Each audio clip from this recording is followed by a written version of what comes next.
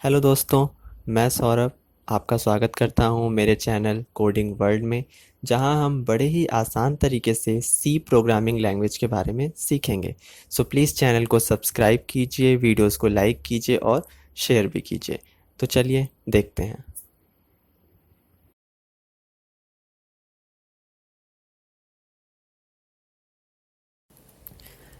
Hello friends, तो आज हम अपने सी लैंग्वेज का नेक्स्ट टॉपिक यानी कि लूप को शुरू करने वाले हैं। तो आज हम वाइल लूप को शुरू करेंगे। तो चलिए शुरू करते हैं।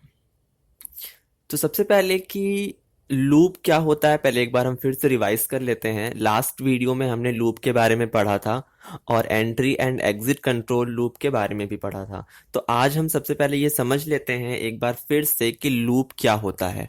देखिए, लूप का मतलब होता है कि किसी भी चीज को कॉन्टिन्यूसली एक समय तक चलाते रहना। मतलब एक चीज को रिपीट भी कर सकते हैं आप चाहें तो नई नई चीजों को भी उसमें एक्सेस कर सकते हैं। तो किसी भी चीज को या स्टेटमेंट को या ब्लॉक ऑफ स्टेटमेंट्स को अगर कॉन्टिन्यूसली हमें अगर चलाते रहना है एक समय तक, तो वहां पर हम लूप का यूज करते हैं। जैसा कि हमने एग्जाम्पल आपको दिया था कि अगर आप किसी सॉन्ग को लूप पर लगाकर सुनते हैं तो वो बार बार उसी चीज को रिपीट करता है, तब तक रिपीट करता है जब तक आप उसे रोके ना। तो इसी तरीके से प्रोग्रामिंग लैंग्वेजेस में भी लूप का यूज होता है। लूप किसी चीज को कॉन्टिन्यूसली चलाता रहेगा तब तक जब तक कि आप उसे रोके ना। अब लूप के अंदर हम प्रोग्रामिंग लैंग्वेज में लूप को कैसे रोकेंगे, एक कंडीशन के थ्रू।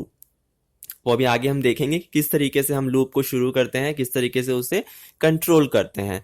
तो पहले इतना समझ लेते हैं कि वाइल लूप हमारा एक एंट्री कंट्रोल लूप है। हमने आपको पहले बताया था, अगर आपने नहीं देखा तो हम ऊपर लिंक दे देंगे, आप उस वीडियो को देख सकते हैं जिसमें हमने एंट्री और एग्जिट कंट्रोल लूप के बारे में डिटेल दी हुई है। एक बार फिर से हम बता देते हैं कि एंट्री कंट्रोल लूप का मतलब होता है कि एक ऐसा लूप जो कि पहले आपके कंडीशन को चेक करेगा, उसके बाद आपको लूप के अंदर जाने देगा। तो वो होता है एंट्री कंट्रोल लूप। तो वाइल लूप हमारा एक एंट्री कंट्रोल लूप है। तो आइए उसका सिंटेक्स देख लेते हैं। उसके बारे में हमने पहले ही पढ़ लिया है, बस हमें सिर्फ इसके सिंटेक्स को देखना है और प्रोग्राम को शुरू करना है। तो चलिए, आप देख सकते हैं यहाँ पर हमारा सिंटेक्स लिखा हुआ है। अब देखिए, सबसे पहला, एक किसी भी लूप के अंदर ये चार चीजें सबसे ज्यादा इंपॉर्टेंट होती हैं। वो तीन लूप जो आपने हमने देखे थे पहले, वाइल लूप, फॉर लूप और डू वाइल लूप, उन सभी में ये चार चीजें बहुत ज्यादा जरूरी हैं। इनिशियलाइजेशन पहली चीज है, दूसरी है कंडीशन या एक्सप्रेशन, दोनों आप बोल सकते हैं, और तीसरा है बॉडी ऑफ लूप, और चौथा है इंक्रीमेंट डिक्रीमेंट। अब देखिए, किसी भी लूप को बनाने के लिए हमें इन चार लोगों की जरूरत होती है, चार चीजों की जरूरत होती है। अब इनिशियलाइजेशन का मतलब सबसे पहले समझते हैं। इनिशियलाइजेशन का मतलब होता है कि एक वैल्यू असाइन करना, मतलब जो कि वो एक ऐसी इनिशियल वैल्यू लेकर प्रोग्राम में एंट्री लेगा, वो होता है इनिशियलाइजेशन। जैसे कि एक वेरिएबल को हमने एक वैल्यू असाइन कर दी, तो जब प्रोग्राम शुरू होगा तो उस वेरिएबल के पास वो वैल्यू इनिशियलाइज कर दी गई है, मतलब उससे पहले से असाइन कर दी गई है। तो वही होता है इनिशियलाइजेशन। यहां पर हम अपने वेरिएबल को एक इनिशियल मतलब स्टार्टिंग की वैल्यू प्रोवाइड कराते हैं, तो वो कहलाता है इनिशियलाइजेशन। तो यहां पर हम अपने वैल्यू को, यानी कि अपने वेरिएबल को एक वैल्यू असाइन करेंगे जो लेकर वो इस प्रोग्राम में एंट्री लेगा। उसके बाद हम अपना वाइल लूप लगाएंगे। उसके बाद हमें अपने कंडीशन या एक्सप्रेशन को लगाना है। अब समझिए पहले कि कंडीशन या एक्सप्रेशन यहां पर क्यों लगाए जाएंगे।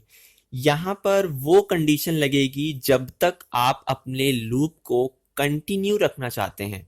मतलब अगर आप चाहते हैं कि वो 10 टाइम्स चले, 5 टाइम्स चले, 100 टाइम्स चले, तो आपको यहां पर एक कंडीशन देनी होगी।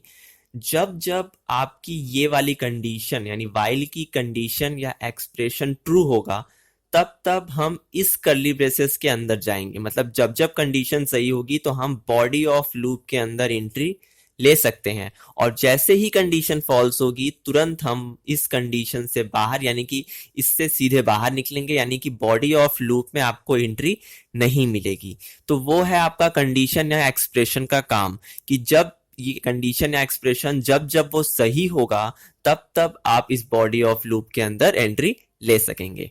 अब ये हो गया हमारा दूसरा काम, ये हमारे लूप को कंट्रोल करता है कि कब तक हमारा लूप चलेगा।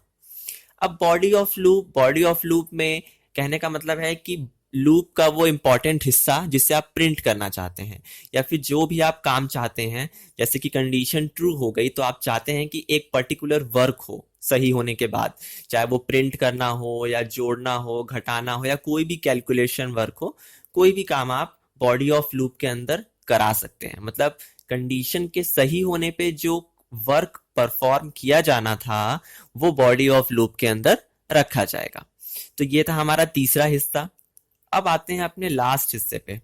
ये है हमारे लूप का सबसे आखिरी हिस्सा जो कि है इंक्रीमेंट स्लैश डिक्रीमेंट। यहाँ पर हमें इंक्रीमेंट और डिक्रीमेंट ऑपरेटर का यूज करना होता है। जैसे हमने अपने ऑपरेटर्स में पढ़ा था कि प्लस प्लस माइनस माइनस ये हमारे इंक्रीमेंट डिक्रीमेंट ऑपरेटर हैं। इनका काम क्या होता है, किसी भी वेरिएबल की एक वैल्यू को बढ़ाना या किसी भी वेरिएबल की एक वैल्यू को घटाना। तो ये हमारा इंक्रीमेंट डिक्रीमेंट ऑपरेटर्स का काम होता है। तो ये जो चार चीजें आपने देखी अभी वो किसी भी लूप में सबसे ज्यादा जरूरी हैं। तो ये चार चीजें हर लूप में आपको लिखनी होती हैं, बस सबकी पोजीशन अलग हो जाती है। वो पहले लिखा जाता है, कहीं बाद में लिखा जाता है, कहीं एक साथ लिखा जाता है, तो बस उसकी पोजीशनिंग अलग हो जाती है। अदरवाइज तीनों लूप एक ही काम करते हैं, बस थोड़ा थोड़ा अलग अलग तरीके से करते हैं। तो ये था हमारे वाइल लूप का सिंटेक्स। अब इसी के नीचे आप देख सकते हैं हमने एग्जाम्पल लिख के दिखा दिया है आपको कि असल में लिखा कैसे जाएगा हमारा ये कोड। तो एक सिंपल सा पहले एग्जाम्पल देख लेते हैं इसी के थ्रू। सबसे पहले इनिशियलाइजेशन में हमने ए नाम का वेरिएबल, मान लीजिए पहले वेरिएबल डिफाइन कर लिया ए नाम का। अब इनिशियलाइजेशन क्या है कि ए नाम के वेरिएबल को एक वैल्यू असाइन कर दी जो कि 1 है, यानी कि अब ये जो ए नाम का वेरिएबल है वो प्रोग्राम के अंदर 1 लेकर आएगा।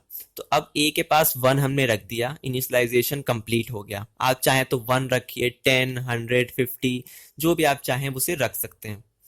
अब नेक्स्ट है वाइल। अब यानी कि यहाँ पर हमें अपने कंडीशन या एक्सप्रेशन को लगाना है। अब देखिए कंडीशन क्या कह रही है कि a less than equal to 5, मतलब कि जब जब a की वैल्यू 5 से छोटी होगी और 5 के बराबर होगी तब तब आप इस कर्ली ब्रेसेस के अंदर जा सकते हैं, क्योंकि तभी ये कंडीशन सही होगी जब जब a की वैल्यू 5 से छोटी होगी और 5 के बराबर होगी।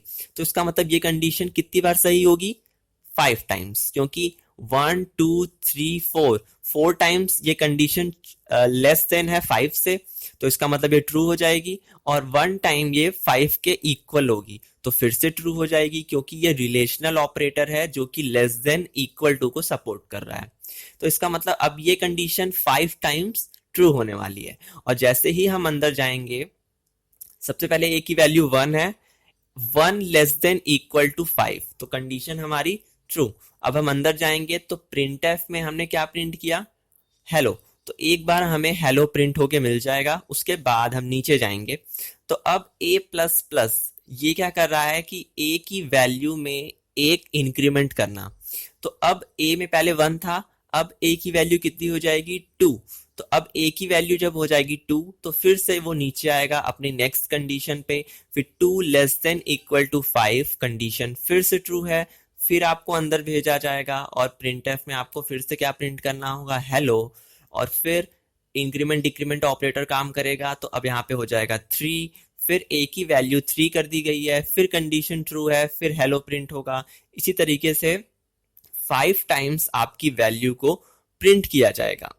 और जब जैसे ही a की वैल्यू 6 हो जाएगी कंडीशन फॉल्स हो जाएगी, क्योंकि a जो है वो 5 से न ही छोटा होगा और न ही बराबर होगा, a 5 से बड़ा हो जाएगा। तो फिर जब ये कंडीशन फॉल्स हो जाएगी तो हम इस कर्ली ब्रेसेस के अंदर नहीं जा सकेंगे, हमें क्या करना होगा, इससे सीधे बाहर जाना होगा। तो इसका मतलब ये जो एरिया है यानी बॉडी ऑफ लूप का जो एरिया है वो कितनी टाइम्स प्रिंट होगा, ओनली 5 टाइम्स। तो अब आप ये देख सकते हैं कि एक ही चीज या एक कॉन्टिन्यूअसली रिपीट हो रही है, बस नंबर्स बदलते चले जा रहे हैं। अब देखिए हेलो को हमने बार बार प्रिंट किया, प्रिंटिंग का काम एक ही है और हम उसे बार बार रिपीट कर रहे हैं। कितनी बार रिपीट कर रहे हैं? 5 टाइम्स। अगर आप चाहें तो इसे 15, 50, 100 जितनी बार चाहें उतनी बार उसे रिपीट करवा सकते हैं। तो ये था हमारा वाइल लूप का एक छोटा सा एग्जाम्पल। इससे आप समझ सकेंगे कि किस तरीके से हम अपने वाइल लूप को एक्सेस कर सकते हैं। और अब इसके प्रोग्राम हम नेक्स्ट वीडियो से शुरू करने वाले हैं, जिसे हम पूरा रन कर कर भी समझेंगे और उसके डिटेल्स में भी समझेंगे कि किस तरीके से आप नए नए प्रोग्राम्स को भी क्रिएट कर सकते हैं। तो आज का वीडियो हम यहीं पर ख़त्म करते हैं।